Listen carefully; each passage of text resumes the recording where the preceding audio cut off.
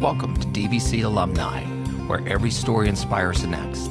The Alumni podcast where you get to hear the inspiring stories and transformation that DVC has had to offer its alumni. And now, on with the episode. And we are live. So why don't you go ahead and introduce yourself? My name is Cam Jones, and I've been living in the Bay Area 25 years, and I've been a healthcare professional for over 23. Wow. Okay. Yeah. Okay. Yeah. So where did you grow up? Rochester, New Hampshire. Wow. Okay. Yeah. Okay. Hardly anyone knows where New Hampshire is.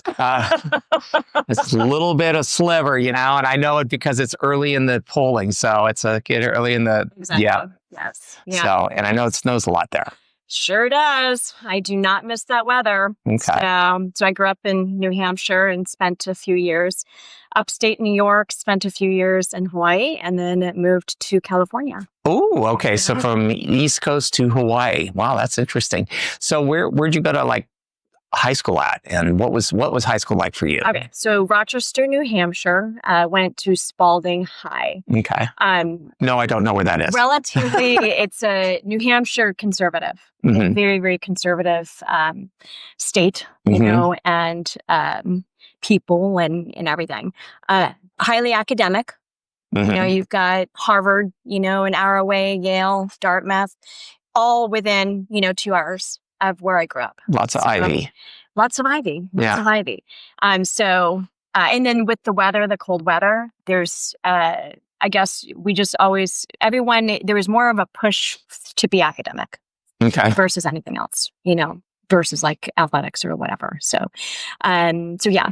So good people. There are good people that come from New Hampshire. So all the people that I went to school with, everyone, they're just good people, Mhm. kind people, helpful, good community. So I actually had pretty much a perfect upbringing in Rochester, New Hampshire. Had a little, lived behind an ice cream parlor. Jeez. And I know it was perfect. And, you're friends with all the neighbor kids. And, we'd always ride our bikes, play tag, and it was wonderful. I had a great childhood, and high school. I've always been one of the smart ones, I guess. So That's okay. yeah.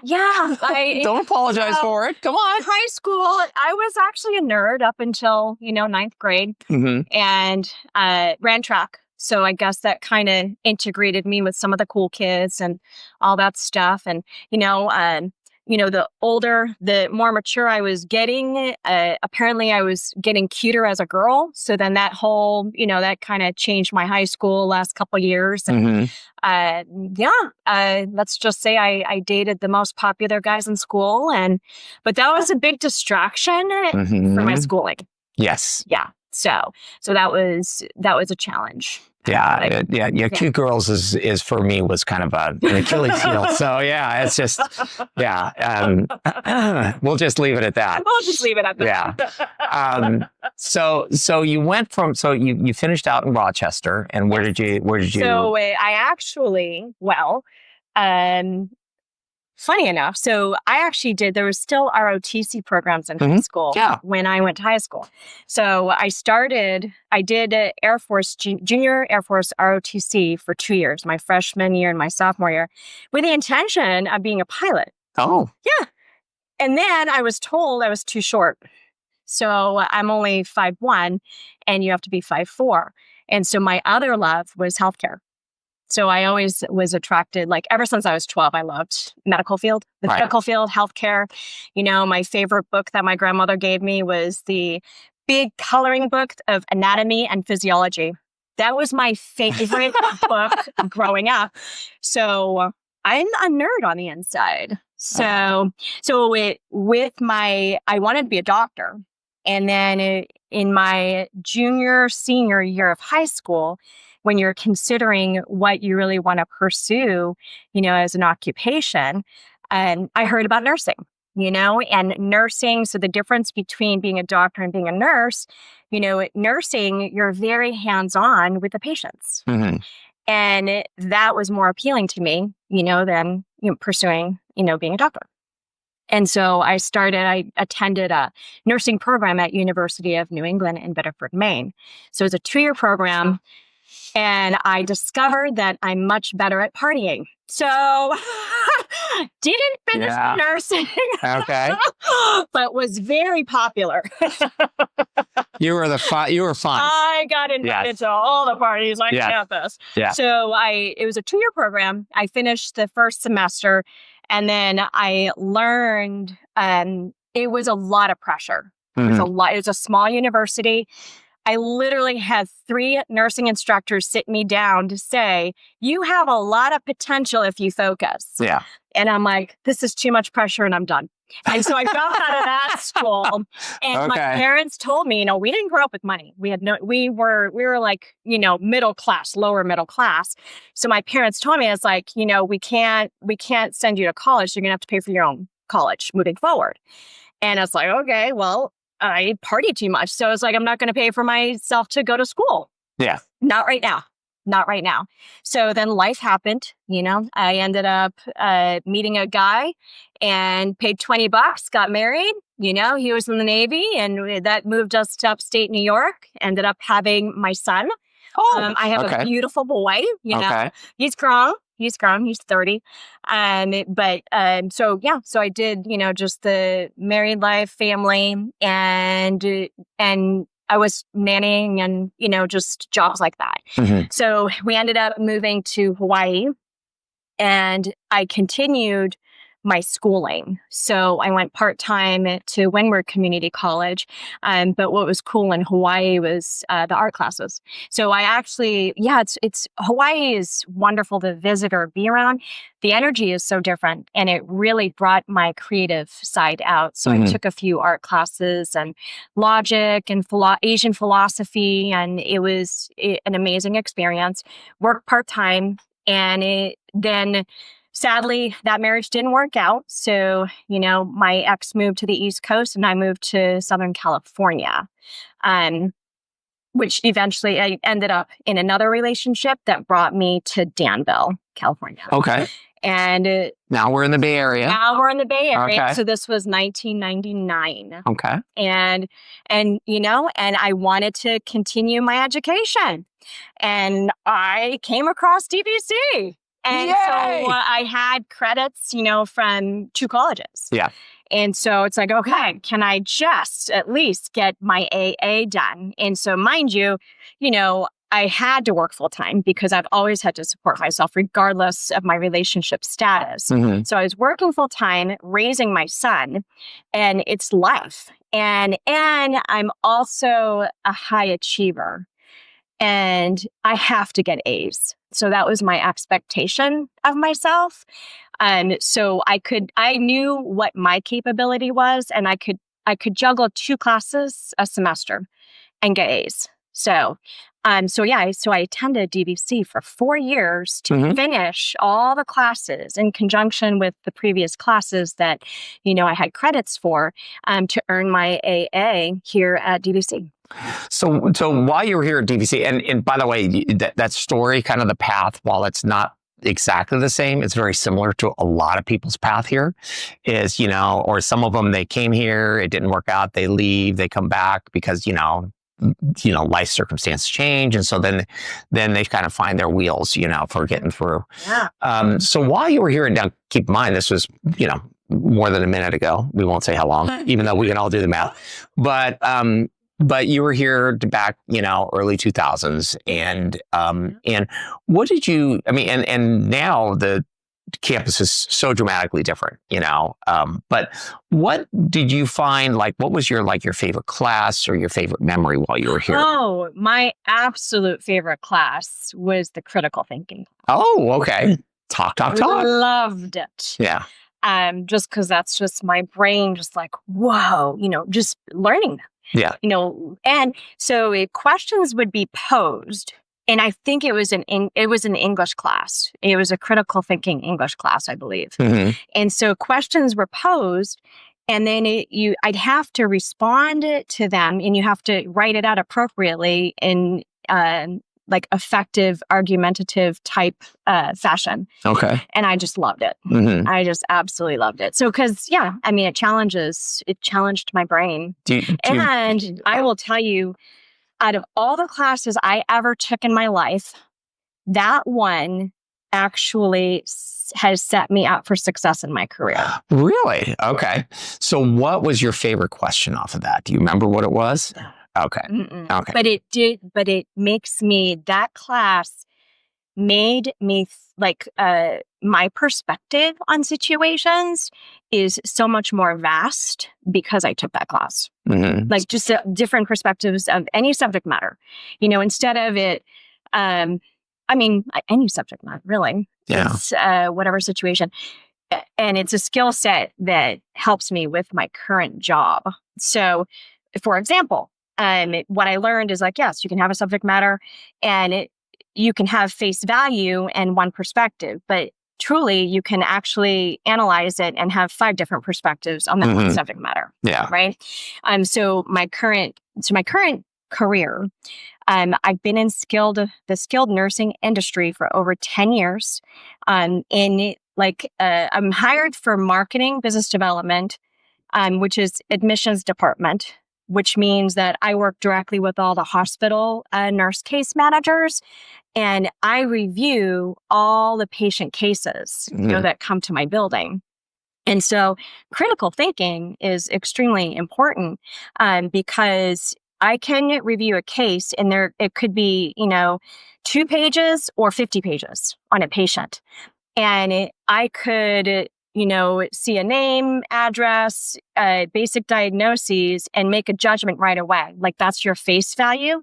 But the critical thinking class really taught me is okay, there's another way to look at this case. And so then I look at it from all angles and question everything. Yeah. And that is why I am so good at my job. Mm-hmm. In fact, I've asked John Muir people before, and I would be voted #1 in my industry. Nice. I know I remember, gosh, this is now a couple of decades ago. I have a very good friend of mine, Susie O'Brien, shout out to her and her husband, James. But I'd made a statement one time. I think it was a Twitter back when I was on Twitter, early on. And I said something like, people tend to look at things as black and white. And I said, there's, lots of shades of gray. And she goes, oh no. She called me up and she goes, no, you're wrong. And I go, what do you mean I'm wrong? She goes, there's an entire rainbow. And I was like, boom. Yeah. And it's like, because we do think black and white. And I had then limited my thought process to, well, there's lots of gray. And she's like, oh no. And for me, that was a moment where, I had it was kind of a, oh my gosh. And then it was, I've since learned to question things first. Yeah. Somebody says, and it's like, I'll go, well, let's think about that, Mm-hmm. And so it is like that critical thinking moment because, Sure so we both had it. You just went to DVC to go find it. And I was more than a bit older when I learned mine. So that's exciting. So were there other like resources that you took advantage of here at DVC or? No, it was just strictly just the classes. Okay. I took 2 classes a semester and, punched through and I don't even know if I did that every semester. I don't know. I can't remember. I just know that I believe I attended DVC for 4 years to finish my AA. Yeah. Overall, it took me 6 years, just with all the other previous credits and everything. And it's life. That was life. And I don't know. I honestly, God bless those that can juggle the full-time job, the family, and go to school full-time. Like I couldn't do it. Yeah.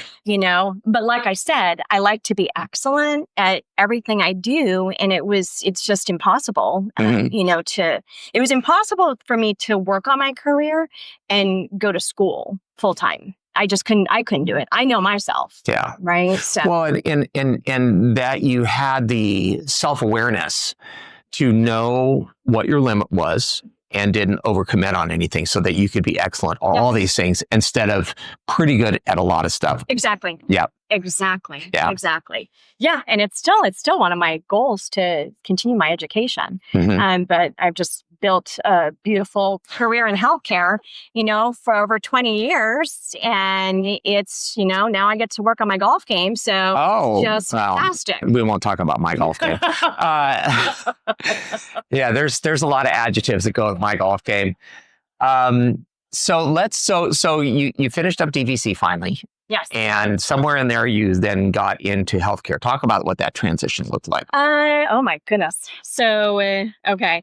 At the time, I actually, my other career was recruiting, staffing and recruiting. So when I moved to California, the Bay Area, I ended up getting an office management job for a staffing company. And I learned all facets, because I'm a quick learner like that. And I actually advise anyone, learn as much as possible on it with any job, because that is how you make yourself valuable. And I'm so glad I did that, because that staffing company was acquired and then dissolved. And guess what? I was the last person standing.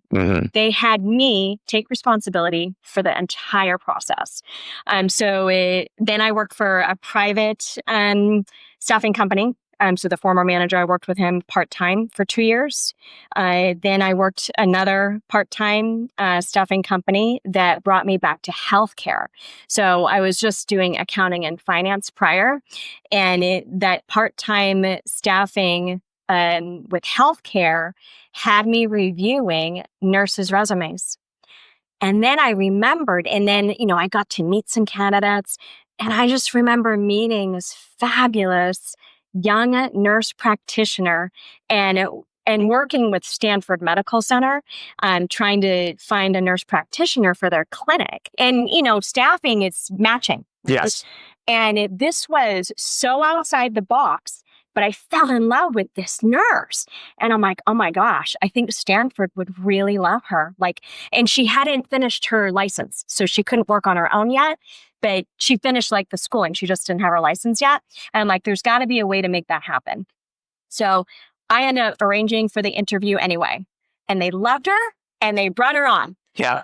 So again, that's way outside the box, because one of the criteria that they were looking for was license. I'm like, but for the right person, And so that's when I learned, it's like, you have to look at situations, it's like, I'm very outside the box. I'm a very outside the box thinker. So with that experience, I just remembered how much I love healthcare. And so I ended up getting, was I recruited or did I apply? I think I was recruited to work for a non-medical home care company. So I got hired at Visiting Angels out of San Ramon. And so they hired me as their staffing coordinator. And then I worked my way up, through the years. I was their corporate recruiter. So we had 3 offices. So I did all the, I basically created, the whole training program for staffing coordinators or what have you. So that was amazing. So opportunities came my way. I'm like, oh, I love writing, so I basically created, the training program that I executed on. So I was also the trainer for the care coordinators, so they'd be working for, the caregivers or staffing the caregivers and everything like that. And I would train branch managers as well. So it was a corporate training position that I moved into. And then the opportunity came up where they were creating a branch manager position for their flagship office in San Ramon. And they chose me. Wow. Chose me to be the very first branch manager for their baby, which was, was a huge privilege.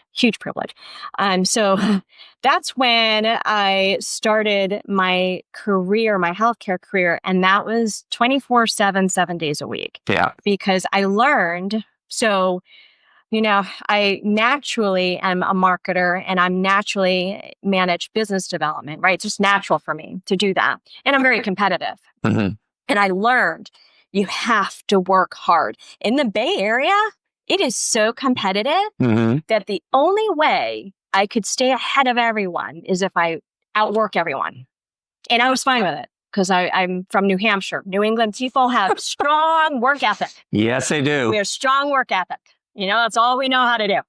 And it's it's like I was in that branch management position. I mean, setting business records, and then the economy plummeted in 2008.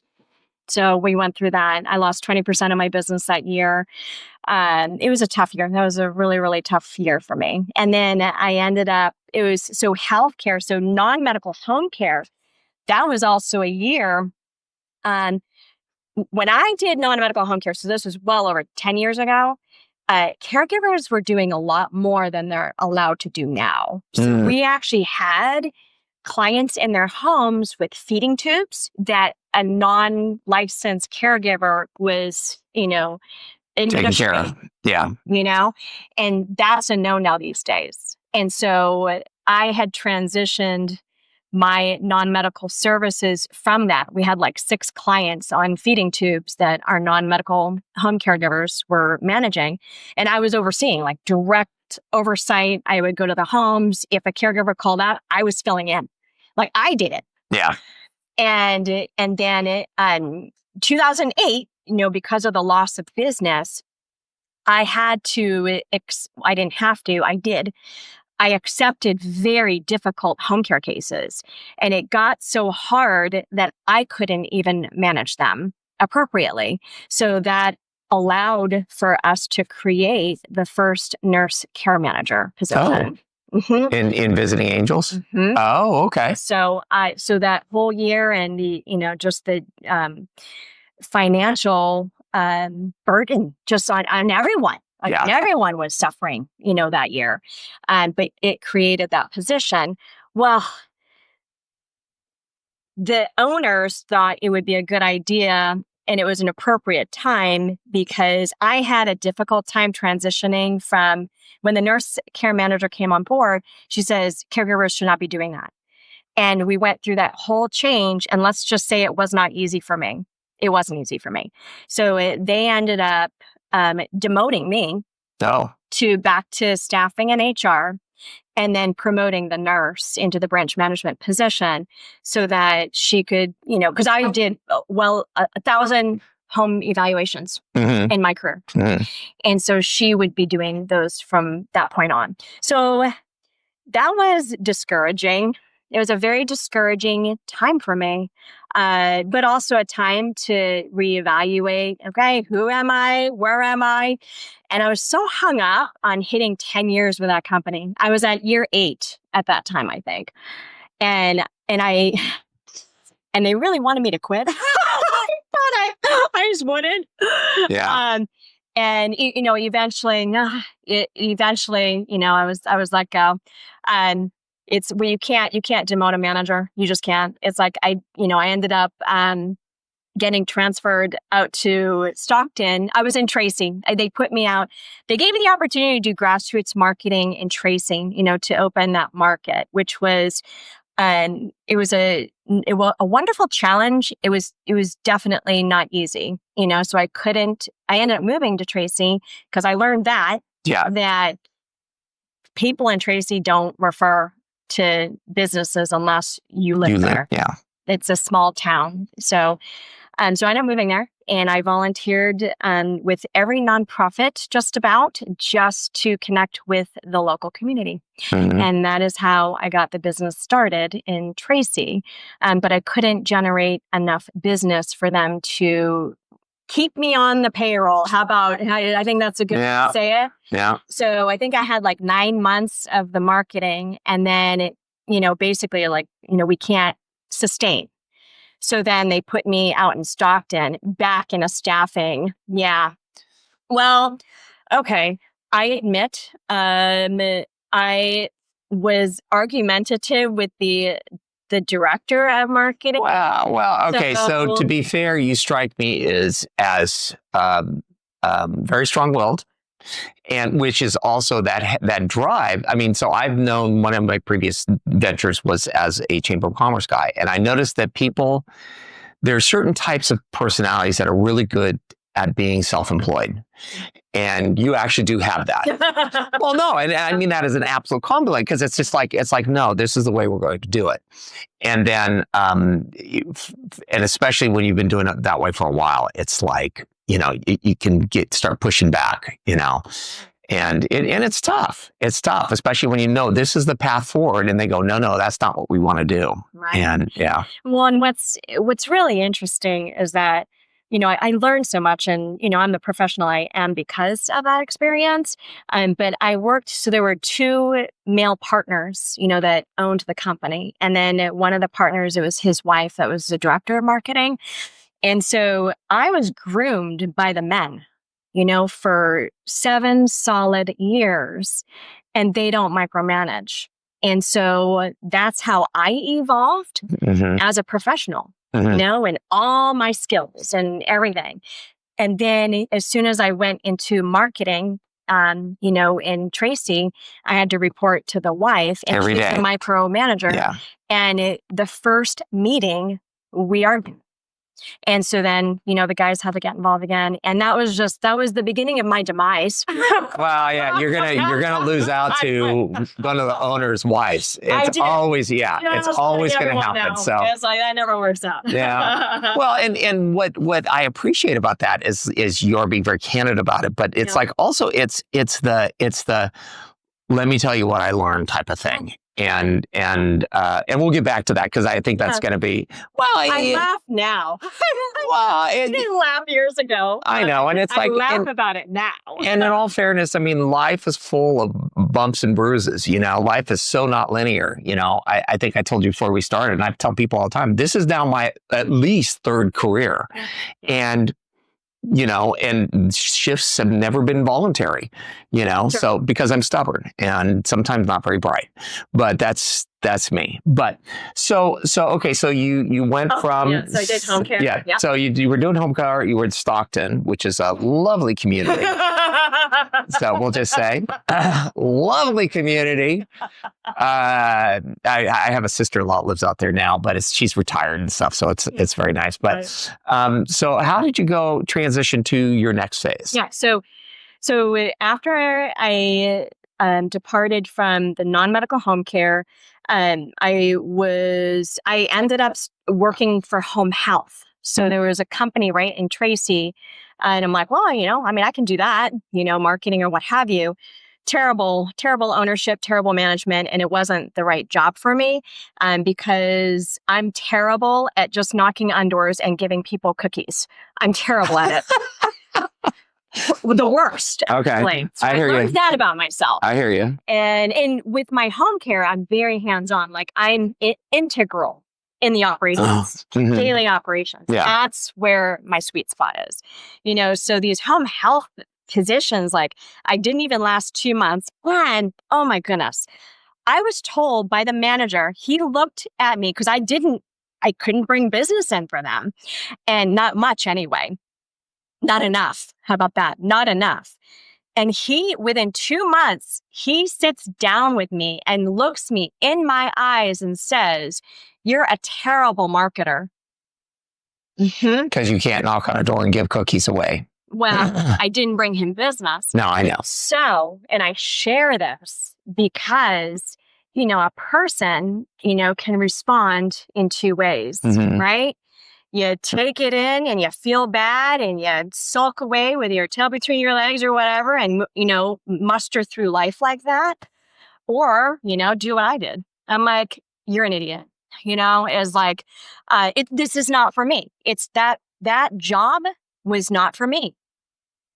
And I'm going to keep moving on, right? I'm going to find my place.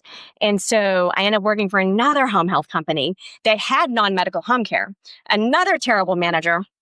But I helped him transition. He dropped it was a franchise. Oh. So he dropped the franchise and started his own private business doing the same exact medical staffing. I helped him with that transition. So then that got me back to marketing and contra cost accounting. And then I ended up marketing to a skilled nursing facility in Walnut Creek. And the administrator remembered me from years ago when I did home care. And he he asked me to apply for their admissions job, their admissions role that they were seeking to fill. And so I was working full time, and he totally was trying to recruit me, is because I really wasn't looking. And an admissions position for a skilled nursing facility is not easy. It's not easy. And I had no experience, outside, being a healthcare professional, sure. But the administrator was like, no, please apply for it. It's like, and he gave me questions to study, and which I didn't. Yeah. And so I ended up going in for the interview, and literally 8 people in this interview, and the 2 owners on like the Zoom. And I'm just like, what is this? I've been to that interview, and it's just like, I didn't think I needed to talk to this many people. Seriously. And so, and I did the interview, and, some of the questions about insurance, obviously in skilled nursing facilities, you deal with health insurances, right? Mm-hmm. And so the administrator had given me basically a cheat sheet. Like, these are the questions we're going to ask, study, right? And I did it. It's like, I barely looked at it, right? Because I'm working full time, and I'm a mom, and I'm juggling a relationship. And, it's like, I don't have time, to study for this, for a job that I didn't even apply for. Mm-hmm. And it was hilarious because, I was fine being interviewed by 8 people, but I already knew I didn't answer some of those questions the right way. And so I left. And the administrator was upset with me. He ended up calling me after. He says, and the director of rehab didn't even like me. Like, he's like, she's not the one. She's not the right person for that job. And so the administrator ends up calling me. He's like, I'm really upset that you didn't prepare better for that interview. And I said to him, look, I'm busy. Either you like me or you don't. I said, everything you're talking about in that interview can be learned.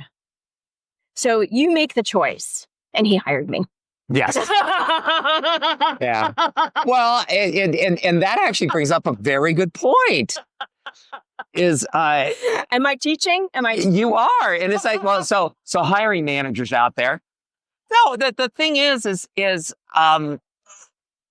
most of the things like unless you're a doctor or a lawyer or an engineer, right? It's like all the rest of it can be learned, 100%. You got books, there's even YouTube. I learned to fix bicycles on YouTube. 100%. So I don't know that I'd want to learn insurance, but yeah, it's like, who knows?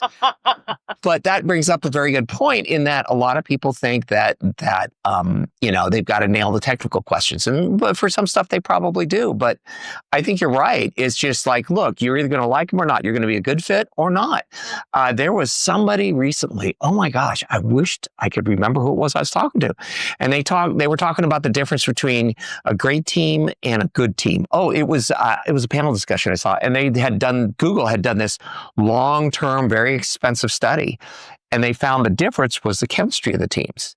So you had leaders in the great teams who were very cooperative and wanted everybody to feel like they belonged to the team. And then you had and these people, the team members were of equal ability. And then the teams that didn't excel as much were not great teams, mostly lived in fear. Mm-hmm. And so anyways, that's a complete sidetrack, and I'm sorry, but you bring up a great point is that, look, you either like them or not, I can learn the rest. Absolutely. And I actually learned that in recruiting. It's like, I've always been a people person, and I've always been very intuitive. Mm-hmm. And so I have learned, and in every one of my management positions where I had control over candidates and everything, you choose the right person. Mm-hmm. You choose the right person, and then train them. That's what I've learned, So I worked for that one skilled nursing facility for 4 years, but there was no opportunity for growth. And I kept asking, and I did a good job for them. And I kept asking, it's like, is there any opportunity? And I was basically told no. And so I was sort of stuck because I had developed amazing company culture. Mm-hmm. I had changed the whole culture because healthcare tends to be departmentalized, you'll see it everywhere you go, right? Departments don't talk to each other. It's very, very common. That's the expectation, actually. That's common. Mhm. And so what I did there is that because I have this nursing background, like that touch of nursing, I love my nurses. And I connected with all the nurses. I connected with all the departments. I knew exactly how all of our operations were working. And I actually trained myself so I could almost do anything and everything. I mean, I couldn't do actual nursing stuff, but any clinical coordination, I became an expert. Mhm. And also, our company culture just blossomed because we were just all, we were all friends and we were all highly competent. And, when you're happy and you love your coworkers, you take great care of patients, you just do a better job. And we ended up earning a 5-star Medicare rating. Business had never been better. The company culture was the absolute best that it had ever been. So I was on just cloud 9. Like everything else was perfect, but the opportunity for growth and to make more money, And to be honest with you, like when I moved to California, coming from New Hampshire, coming from a small town, this is fun. So coming from the East Coast, a small town, I always felt that, California is a place to be. Like that's where dreams come true, Yeah. I think when we learned about the gold rush and everyone coming, I think On it sunk in. Hollywood and Yeah. oh yeah. Yeah. And so I always had that in my mind, like when I was in high school, 16, 17 years old, I told my dad, I'm going to move to California. He says, over my dead body. And I'm like, no, I'm getting out there one way or another. It's like, that's where dreams come true. And you know what? I'm living testament to it. So one of my dreams was making a 6-figure salary, right? And that usually lands on people's wish lists. Mhm. And I found myself in that job 4 years with no hope for promotion and therefore no hope for a salary increase to make my dreams come true. And I was stuck because I loved all my coworkers so much. Everything else was great. And so it was a really tough time for me. And I didn't even get a bonus. I'm telling you.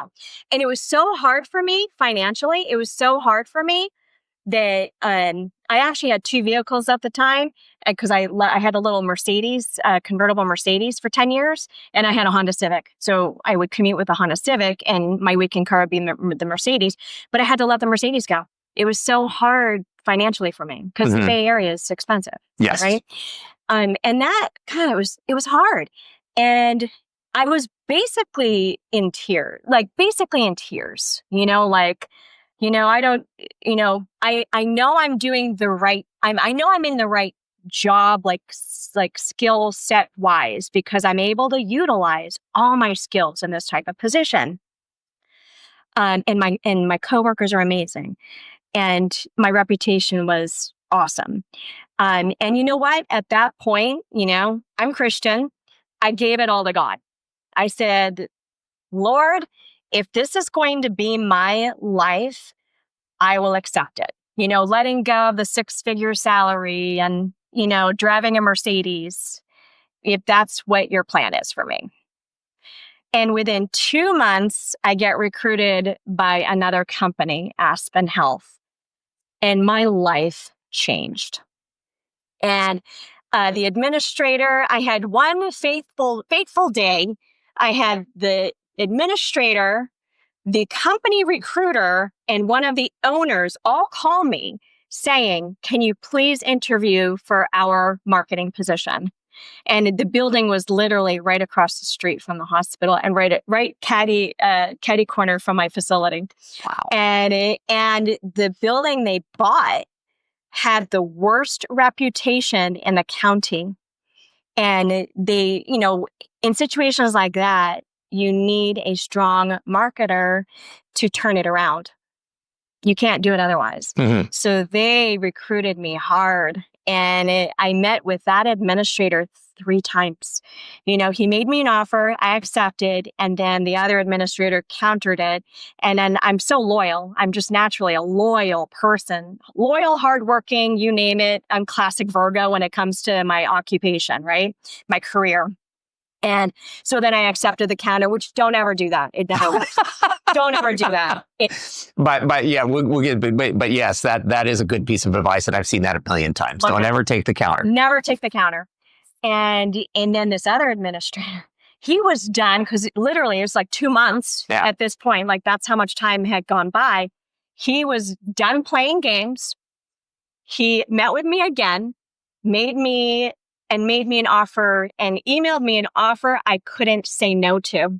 So he drove a dump truck full of money up to your front porch with lots of benefits. Okay. Yeah. Yes. Yeah. And he actually made my dream come true. That was the offer he made me. And I'm like, wow, I've never made that much money in my life. And so I turned in my resignation notice and started with the company. And that was over 7 years ago. And that was it was such an awesome challenge. So with skilled nursing, you have your success in your business thrives on skilled cases, like from the hospital that the medical insurance pays for. And, and the highest paying is Medicare. And so and the lowest paying is Medi-Cal, right? And so that's where your custodial residents are. So I left a 5-star building admitting, I think I had a record number of admissions, like 60 admissions, high number of Medicare, over 40 skilled cases, to a building, the census, my first day, I look at the census and there's only 6 skilled cases and 2 Medicare and the rest were Medi-Cal. I'm like, okay, I know this is going to be a challenge. Going back to the nurse case managers that I had, like my best friends are nurse case managers. That's just like who I am, where I'm at in my life. And so I would go to the floors at the hospital and these case managers know me and they trust me implicitly. And I'm with this new building. They had the worst reputation in the county. And I will never forget the first time I asked for, I was trying to get this Medicare orthopedic case. Orthopedic's always been my number one area of expertise. I remember the day, I remember the moment so clearly. And I'd been with the new facility, like 3 weeks, something like that. So I walk in there, I'm like, okay, Mary, may I please try to win this patient over. The husband would come over for, a tour and everything. And I would, again, just jump through hoops service wise and, educating, just the process. And I handhold, like everyone has my cell phone number. I go way above and beyond for my patients and families. And she looks at me like a deer in headlights. She's like, this is tough, but I trust you. I trust you, and that is why I am going to give you this business. So that's another lesson just for students. Well, that was the thing is you develop these relationships with people, and they learned to trust you, and it just takes time. That's the big thing. It takes time because you've had how long in the industry at that point? I mean, 4 solid years in skilled nursing alone. So it's 4 solid years, 7 days a week in which I was communicating with case managers and following through on everything and problem solving. I resolved so many big problems for the John Muir case managers because anytime there is a difficult person, family, or patient, I have a gift for speaking with people and problem solving. And having and kind of overseeing my team so we execute properly, appropriately. So I'm in a perfect job. That's what I do. This is my sweet spot is that. And so, my reputation, it's like, that's what drove my success, at this new facility. And so within 2 years, we took that 2-star facility to 5-star. And now it took a little bit longer. So this year, year 7, we finally hit over 40 skill cases. Oh, wow. Yeah. So I'm rocking it. Yeah. Yeah. Yeah. My company loves me. My company loves me. Well, I bet they do. Yeah. I have like several, like, tell me this, tell me this, tell me this. But so here you are in year 7 and you have a new job, because you did tell me that you were rocking into a new job. Was that correct? Oh, not a new job. Well, new responsibilities. Yeah. Same responsibilities. I'm still managing admissions. I'm still reviewing patient cases. But now that I have such a strong team in place, there's going to be a little bit more business development that we're working on. Mhm. So we now have a license for an outpatient rehab program. Oh, So then, I forgot to mention. So even in this dream job with this dream company, 2 years ago, so I was number 1 facility 2 years ago. And then a brand new facility opened 1 mile away with 48 private rooms. And that changed my whole, my business. I lost 20% of my business once their doors opened. And so it's like, man, challenges never go away. Mhm. They never go away. Mhm. And my building is an older building. Even with renovations, there's nothing I can do to change that, right? And so I told myself, I'm like, we're just going to keep doing a good job. And I'm still going to work closely with families. I'm going to give my 100% every day with every person. And that's what we can do. We just keep giving our very best every day. But it took a solid year and a half for us to recoup, our business. Mhm. So that was really hard for me. It's when I felt like I had just the rug just yanked from under me, when I'm a driver. You know that. So I'm a driver, and it's like when you have a driver that's just like going full speed, and then something like that happens, it hits you hard. Mhm. And so again, another point in my career, in my life, where it's like, who am I? Where am I? And how do I get through this? So, yeah. And we just applied that philosophy, and, it's like, no, we're just we keep giving 100% every single day. And I love what I do. I love what I do. And people know that. Mhm. Like, people can tell that. And I'm usually I don't even know if I ever have bad days. I really don't, because I just love life. And yeah, and just here now, and we're breaking business records. So despite the competition, Maybe because of it. The reason I say that is there was, I have a friend of mine who had a coffee shop in Lafayette. yeah, And this is on La Fenista Square. Mhm. And she's since retired from that, but she had it, and they dropped a Starbucks across the parking lot on her. And her business did better because the reason is, everybody went to the Starbucks, blah, blah. But she'd also, because she had built herself as a cornerstone of the community, and was like like you had built the business in Tracy. And, it's like you're not knocking on doors, giving away cookies. You're doing the things that actually win, which is being part of the community. yes, And so, and matter of fact, it's like that coffee stop is still thriving in that particular little corner. great story. Mm-hmm. Great story. And yes.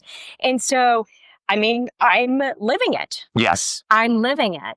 It's like I face fierce competition every single day, and we're winning. Well, and it's partly because competition makes us get our little pencils out and sharpen them up, but. You're right. But, Absolutely. Absolutely. So you talked a little bit about when you were recruiting. One of the hardest things I know right now, and this is just if you have any insight into this is one of the hardest things for people right now is just getting the interview. Mm. And that's, you know what I tell everyone? what's that? I tell everyone, well, here's the reality. It's all about who you know. It's all about who you know.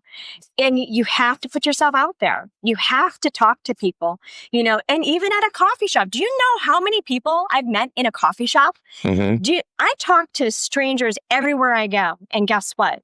I make friends. I get their phone numbers. And at the right time, I could reach out to them and say, hey, so-and-so and so-and-so. And anyone can do that. Yes, I'm an extrovert, but I'm letting y'all know, even if you're an introvert, you can do that. Well, and I'm working with DVC students right now. I do some networking classes for this very reason. Because it's go talk that you're a DVC student. You have the perfect end. Hi, my name is so-and-so. I'm a student at DVC. I'd love to talk to you about what you do. Tell me how you got into this line of work. Yes. And so when you know the right people, then they could know the right people. And you say, this person would be good. Please open the door and get them in for an interview. And so that's how I've always approached it. And I've also helped other people. So it's learning like wherever, if anyone's looking for a job, just make sure that's something that you really love doing, right? So that it's in line with what you're passionate about. And it doesn't matter what it is, as long as, you think you're going to enjoy that, or you're going to be able to utilize your skill set. Those are probably the two most important aspects when anyone's looking for a job, because once you're in a job, or even how you interview, that's what's going to come through, right? And it's studying the types of businesses you would like to work for.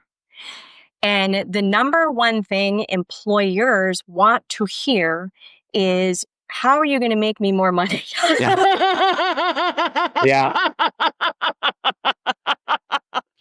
Always, Right? always. Absolutely. Sorry to say, obviously exclusive of any non-profits, but at the end of the day, or even fundraising. Nonprofit it should be a tax status and not a business model.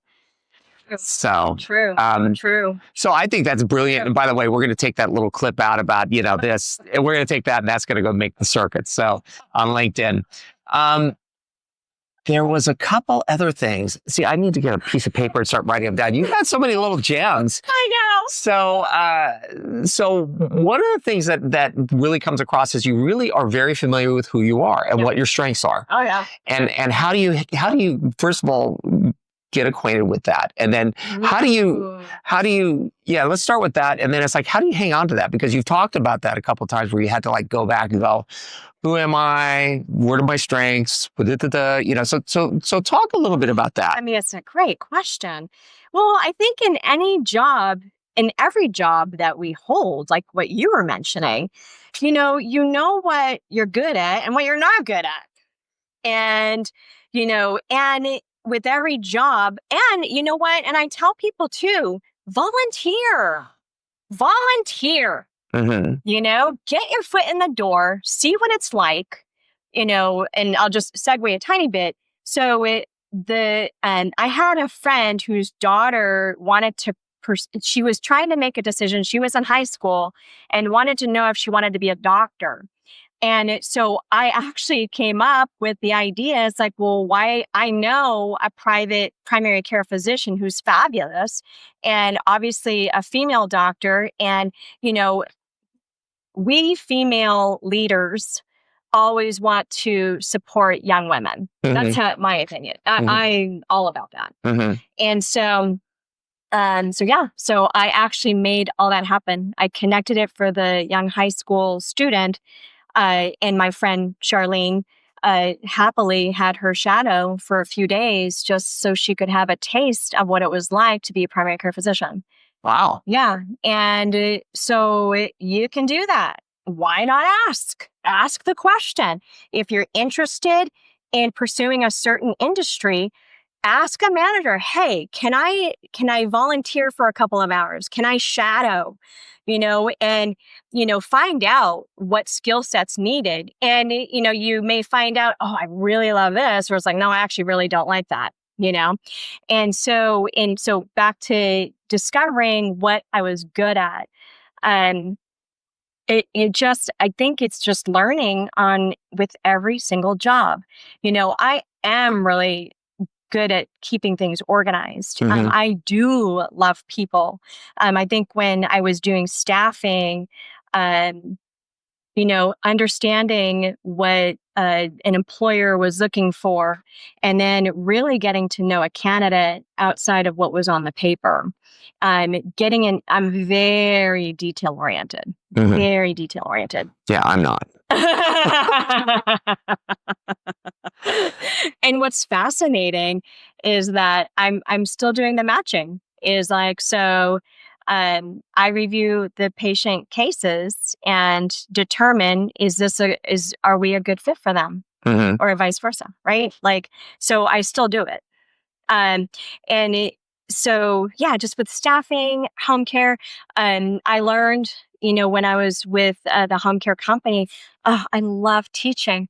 I mean, I love teaching. I love supporting individuals, whether in general. I mean, side note, my personal life, I did youth ministry with a church for 9 years. Mhm. So working with middle schoolers for 4 years, following those kids through high school. And so, I love that. I Mhm. love that, just that mentorship. But yeah, just back to individual holding every single job. You know what? It is asking yourself. Yeah. We'll take that part out. Sure. Uh, It is asking yourself, do I like doing this task mhm. or not? So, and I love that. I mean, and so one of the things too that I've noticed, it's kind of hard to miss, is you're very confident, and I could see where, I'm loving that, it's like, especially you have like this like a process that you go through, like, okay, something got you down, like you got involuntarily kicked to the curb, for the, whatever it was that happened. And Yeah. and so you have like kind of like that almost crisis of, and yet you came back to, okay, who am I? What am I good at? What do I love to do? And it's like, but the thing is it feels like to me, like this is something you do on a regular basis, I do. Yeah. So is it like part of a weekly or monthly, or just kind of like part of who you are? It's one of those that still feel like I have so much potential, right? To do great things, Mhm. right? And so much so last year, I was feeling a little stagnant in my life last year, because it's like, I know I'm meant to be doing bigger things. I've just always had that light in me. But I was very much feeling in the trenches with my job, because it's skilled nursing is not easy. Yeah. So constantly on every day to make sure fires are put out, my nurses are okay, problems are getting resolved, and just so in the trenches. And it was so hard for me to lift myself out of that, to figure out, how do I get to that next level of life, right? And amazingly enough, on LinkedIn, I get like this dream coach company. This dream coach, has some marketer woman who reached out to me saying, "Hey, here's a free consult." I'm like, I don't know what this is. It's like, and I never thought about, working with a coach, right? And, but when I read Nathan, it's a dream leader, and I checked out his entire LinkedIn profile, and I read every single word, and who he is, what his background is. And actually what caught me was that he was also a pastor. He has an amazing career Mhm. in leadership, Mhm. former military, everything like that, but he's also a pastor. And just with that, I'm like, okay, I can trust him. So trust is huge. Yes. Trust is huge. in life, right? Mm-hmm. Yeah, and I've been working with him for over a year. So we actually I have 1 hour meetings with him twice a month. And he's a dream leader. He's a dream leader. And it's crazy because within 1 year, I got myself out of the trenches, coincidentally or not, right? And I also I had a 6-year relationship end because that relationship was no longer aligned with what I wanted out of life. And so certain choices need to be made. And like I said, anyone can do this, but I swear I'm the only one in my life that does this. Well, anyone can do it. well, I think the thing is, the real takeaway from that one, you just somehow blundered into this amazing coach, right? You know, and about that part. But see, here's the thing is you're always putting yourself out there. Yes. So it's, and again, it's like, I bump into just well, that's how I found you. Yes. And I'm having a great time. And I think we're, well, but to the point though, is that you said, I feel stuck. And you went to go work with somebody on it. Because a lot of times what happens, we go, I'm the only one, I'm stuck, I suck, you know, whatever. And instead of like, okay, I need to figure out someone to do it. I need to work with somebody that's going to help me pull me through this. What's crazy, I'll say crazy. I honestly feel people can manifest their dreams. You can either manifest good, negative, or positive. Right? I'm a very positive person. And so anytime I hit these ruts, and that was feeling like a rut for me, even in my dream job last year. And that's what message I kept telling myself, like, oh, it's like, I just need to get out of this. I need to get out of this. I need to get out of this. And then just like magic. You know, this dream coach comes into my life. So you did the fruit, yeah. And then amazingly, I also had a fitness coach. They found me on LinkedIn too. You know, and I will tell everyone too. You have to take care of yourself physically and mentally. That is just as important and a contributing factor to success in anything you do. So I'm in healthcare, and I'm huge advocate of health and wellness because I read about so many people that are sick, and it's not fun. It's not fun, like being ill. And half of these problems are because people are overweight and they're not taking care of themselves their whole life, right? So yeah. However, the reality is that I'm so busy, it's so difficult to get to a gym. So difficult. And so I was putting that out like, oh my gosh, it's like, I need to be more physically fit. How do I do this? And like magic again, the fitness company finds me on LinkedIn and says, hey, check our program out, which is 100% virtual coaching, fitness coach. Yeah. And so I signed up last September. You go through your 200 questions, you get assigned a coach that creates a custom fitness program for you.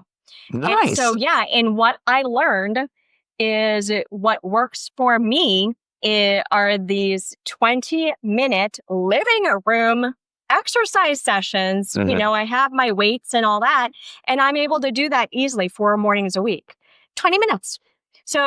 So that's, again, like an outside the box perspective, because anytime someone says, oh, you need to work out, everyone assumes you have to belong to a nice gym, or you have to belong to a gym. And that's the only way to do it. And I'm like, no, it's not. And so now I tell everyone, it's like, you know what? Work out 10 minutes in your living room with weights. It's like, do something and get that ball rolling, right? And that's, I think, so huge, critical, actually. So I'm actually in the best shape I've ever been in 20 years. Okay. Yeah. But I tell everyone now that self-care is extremely important. And I think you were mentioning, what that's probably one of the lessons I've learned. We're getting to that. Yes. But no, that's a very good point. Self-care. Yeah. So even as a candidate, like interviewing, people are going to know, like, people have energy. You have energy. It's like how you are around someone, and people are going to feel the energy when you're filling out an application, especially when you're interviewing. And you're going to set yourself up for success the healthier you feel mentally and physically.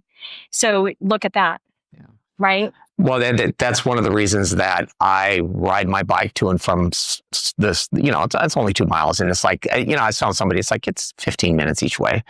And for me, riding, that's not very far. Now, a lot of people are like, oh, I could never do that. And it's like, you'd be surprised. Yeah. It's pretty flat, and it's kind of nice. And unless it's raining, it's actually, you wear the right gloves, and it's like really not too bad. Exactly. And actually that contributes to my confidence. Just letting go. Oh, okay. I'm sharing, like, that's and that's one of the secrets to success. Yes, be feel good. Yes, well, and that is, I mean, that I know you'll find this surprising, but that definitely does come across is your confidence. And can I interject though? No, absolutely. Did you know that my confidence actually has? I think it actually has not gotten me jobs. Oh, it's negative. Like sometimes it's a negative. Yeah. And I'll be honest with you, a lot of female managers don't like me. Isn't that crazy? I could see where it could be a personality conflict, because you do have a very strong personality. Now, I'm the one that when I've been interviewed people, I say, where do you see yourself in 5 years? There was one woman who said, I see myself in your job. And then she tried to backpedal it. I was like, oh no, we're hiring her. It's like, no, and we did hire her, and she was amazing, and then it was a mortgage company and ended up going belly up when the mortgage, industry kind of collapsed. But again, it's like she had that confidence, and she was very, but then again, I think, especially having that confidence, you'll find the right fit. Yeah. And you'll find people that are strong enough to have that in your world. Oh God. Because it takes a lot of guts. Yeah. Hey, Charlie, I'm not everyone's cup of tea. And that's okay. That's okay. Well, you're my cup of tea. And that's what I learned. Yeah. That has been one of my life lessons. Yeah. You know what? We're not going to be everyone's cup of tea. Yeah. And you need to find your home where you're comfortable, where you thrive. And that exists. Yes. So, wow, we've been going for a while. I can go 2 more hours. I know. Well, we're going to have you come back. So, let's wrap this up, because otherwise this will go on for a million years. I'm having a great time. This is exciting. Well, I love talking about this. Well, and one of the things that I'm going to ask you to do, and then I'm going to talk to the business school, because I think we need to have the business professors have you come in and talk about this, because love it. Because these are very important lessons of, like, it's like people learn the stuff in the book. This is how you launch business. This is how you I'm going in there and I'm teaching them, this is how you go to a networking event, because nobody teaches that stuff. And it's, there really isn't a book for it. And there's other stuff. And I want to get people that are going to work with these students. And there's, I didn't learn until I was in my 40s how to do that. And it was, so if you had it to do again, what would you want to know? Ooh. What thing, if you knew then what you know now, would you want to pass on?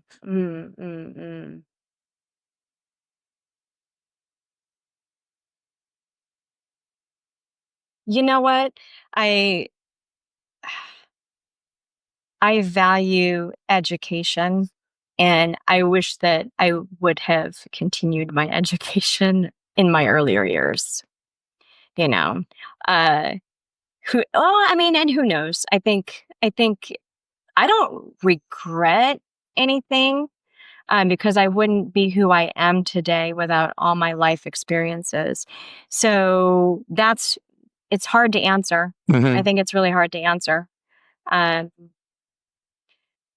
Honestly, I've always been a hard worker, and I've always given my 100% in everything I've done. So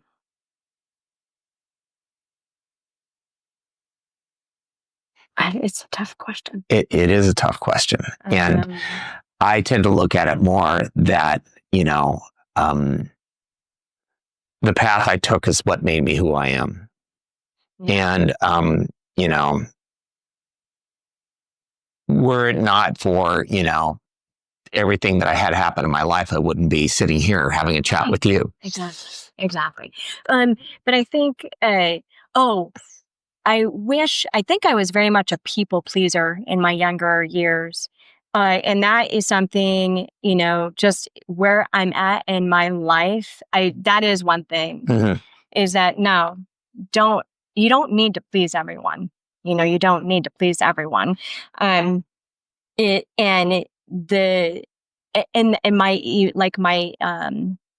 I evolved to my self-awareness. I wish that I would have done that sooner in my life, right?